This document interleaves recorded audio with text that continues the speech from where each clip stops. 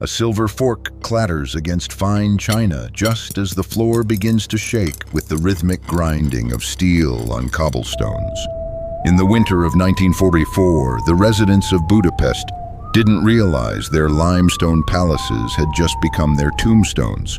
One minute it was a city of grand opera and golden spires. The next, it was a pressurized container of human desperation. They called it the Pearl of the Danube. But as the iron ring closed, the music stopped and the water turned to ice.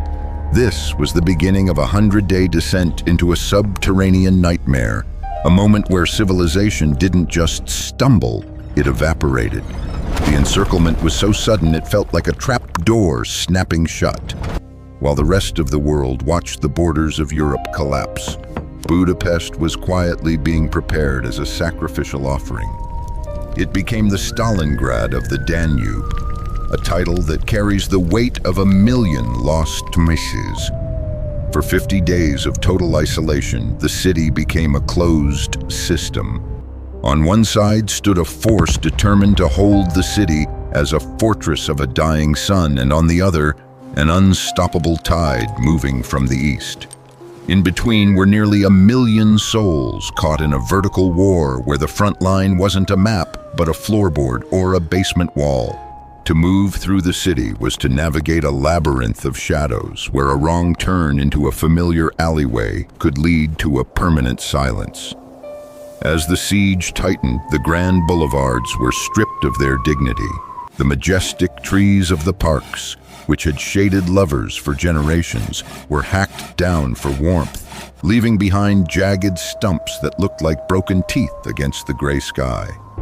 The luxury hotels that once hosted royalty were repurposed into hives of desperation, their velvet curtains used as bandages and their grand ballrooms filled with the echoes of those who could no longer walk. The air itself became thick and heavy, saturated with the scent of coal dust, cordite, and something much more primal, the smell of a city that was slowly being consumed from the inside out. The war moved beneath the earth, turning the city's greatest treasures into its only hope for survival.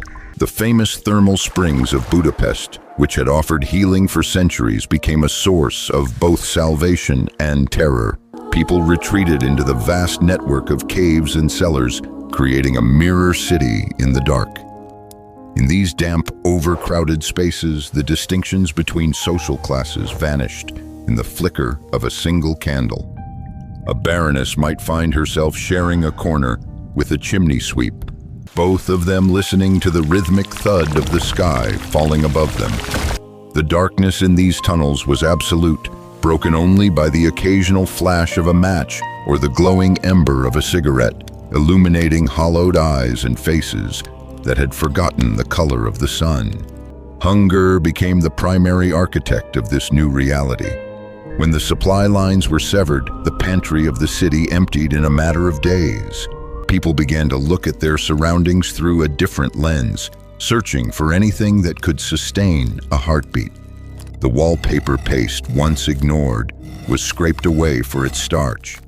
The leather of old suitcases was boiled in a desperate attempt to find some semblance of nourishment. In the streets, the once proud horses of the cavalry became a temporary reprieve from the gnawing emptiness. Their presence on the pavement a grim signal of how far the standards of the world had fallen. It was a time when a handful of dried beans was worth more than a casket of gold jewelry, and the only currency left was survival itself. The Danube, the great artery of the city, became a cold and indifferent witness to the tragedy. The bridges that connected Buda and Pest, the Chain Bridge, the Margaret Bridge, the Elizabeth Bridge, were the pride of the nation, symbols of a unified spirit. One by one, they were severed. The explosions that brought them down were not just tactical maneuvers. They were the breaking of the city's heart. As the massive iron structures collapsed into the freezing water, the two halves of the city were left to stare at each other across an impassable divide, like lovers separated by a glass wall, unable to reach out and touch. In the hills of Buda, The fighting took on a character of focused intensity. The narrow, winding streets of the castle district became a killing ground where every doorway held a secret. The ancient stone walls of the palace, which had seen empires rise and fall, were chipped away by a constant rain of lead. The defenders were trapped in a shrinking circle, their resources counted out in single digits, while the attackers pressed forward through the snow, their silhouettes appearing like ghosts through the winter fog. It was a battle of inches, fought in the crawl spaces and attics, where the combatants were often close enough to hear each other's labored breathing through the thin partitions of a ruined home. The psychology of the trapped is a fragile and unpredictable thing. As the weeks turned into months, a strange lethargy began to settle over some, while others were seized by a frantic, nervous energy. There were stories of people who refused to leave their apartments, sitting at their dining tables in their finest clothes as the walls around them crumbled, clinging to the etiquette of a world that no longer existed. Others became shadows, moving through the ruins with a predatory grace, driven by a singular focus to see the next dawn. The moral compass of the city didn't just break. It spun wildly, unable to find north in a landscape where right and wrong had been replaced by the immediate needs of the gut and the lungs. The medical facilities in the city were scenes from a fever dream, without anesthesia, without clean water, and with only the dimmest of lights. Doctors performed miracles in the dark. The hospital in the rock, tucked deep into the hills of Buda, became a sanctuary for thousands, though its corridors were so packed that there was barely room to breathe. The heat from the bodies of the wounded raised the temperature in the tunnels to stifling levels, creating a humid, heavy atmosphere that felt like the interior of a living creature. Here, the hum of the ventilation system was the only heartbeat the city had left, a mechanical pulse in a world of silence. As January bled into February, the end became an inevitability that no one dared to speak aloud. The final perimeter was drawn around Castle Hill, a tiny island of resistance in a sea of red. The rumors of a relief force had long since faded, replaced by the grim realization that no one was coming. The commanders in their bunkers faced a choice between a final stand and a desperate gamble. On the night of the great breakout attempt, thousands of people, soldiers and civilians alike, emerged from the safety of the ruins to try and pierce the iron ring that held them captive. They moved in silence through the wooded slopes of the hills, hoping the darkness and the falling snow would shroud their movements. But the trap was better laid than they could have imagined. The night was suddenly shattered by flares that turned the snow into a blinding artificial day. The resulting chaos was a blur of motion and sound, a desperate scramble through the frozen forest where the paths were hidden and the destination was a ghost. Only a few hundred out of thousands managed to reach the safety of the distant woods, leaving behind a trail of discarded equipment and broken dreams that would be covered by the morning snow. When the final silence finally descended upon Budapest, it was not the silence of peace, but the silence of exhaustion. The city that emerged from the smoke was unrecognizable. The grand boulevards were canyons of rubble, and the Danube was choked with the remains of the bridges and the debris of war. The survivors crawled out of their cellars like pale insects, blinking in the harsh light of a world they no longer understood. They found a city where the landmarks were gone and the memories were buried under tons of fallen masonry. The cost of those 100 days is a number that historians still debate, but the true price was paid in the spirit of the survivors. Every family had a story that they would eventually stop telling, a secret buried in the basement of their minds. The city was rebuilt, of course. The stones were replaced. The bridges were raised from the water, and the opera house once again echoed with music. But for those who know where to look, the scars are still there.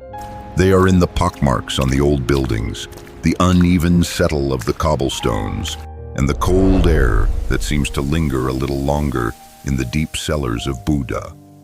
The Siege of Budapest remains one of the most intense urban conflicts in history, yet it often sits in the shadow of other, more famous names. It was a collision of two worlds that left a third world, the world of the civilian, shattered in the middle. It serves as a reminder of how quickly the thin veneer of civilization can be stripped away, leaving only the raw, cold reality of the struggle for existence. It asks a question that resonates through the decades. What would you become if the walls of your world started to close in, and the only light left was the one you carried inside? Even today, as the tourists walk across the rebuilt chain bridge and admire the lights of the Parliament building reflecting in the river, there is a sense of something hidden just beneath the surface. The Danube flows on, deep and dark, carrying the weight of the past toward the sea. The city has moved on, but the ghosts of 1944 still haunt the corners of the narrow streets. They are the whispers in the thermal baths, the shadows in the subway tunnels, and the cold shiver that runs down your spine when the winter wind blows off the river. History is often written by the victors, but the truth of a siege is written in the hearts of those who endured it. It is a story of how a city of light became a city of shadows, and how the human spirit can survive, even when the world is being torn apart. The Siege of Budapest was not just a military operation, it was a test of the very definition of humanity. And as the snow falls on the Buda Hills each winter, covering the old battlefields in a blanket of white, it offers a silent tribute to the hundreds of thousands who learned exactly what it means to be truly alone in the dark. The mystery of those days remains. How many secrets are still buried under the foundations of the rebuilt houses? How many stories were lost when the bridges fell? The city holds its breath, guarding its memories with a quiet dignity. To walk through Budapest today is to walk through a living museum of resilience, where every stone has a story and every shadow has a face.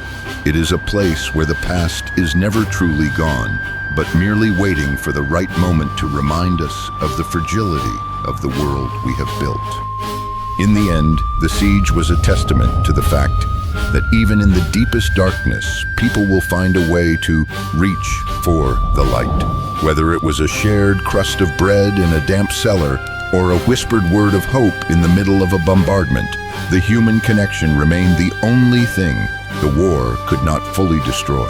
The pearl of the Danube was tarnished, broken, and buried, but it was never truly lost. It remains a testament to the endurance of life, a city that rose from the ice and the ashes to reclaim its place under the sun, even if the shadows of that long winter will never entirely fade away. The structures we build are made of stone and iron, but a city is made of breath and memory. When the iron breaks and the stone crumbles, the memory is all that remains to bridge the gap between the past and the future. Budapest stands as a monument to that endurance, a place where the echoes of the siege are integrated into the very rhythm of modern life.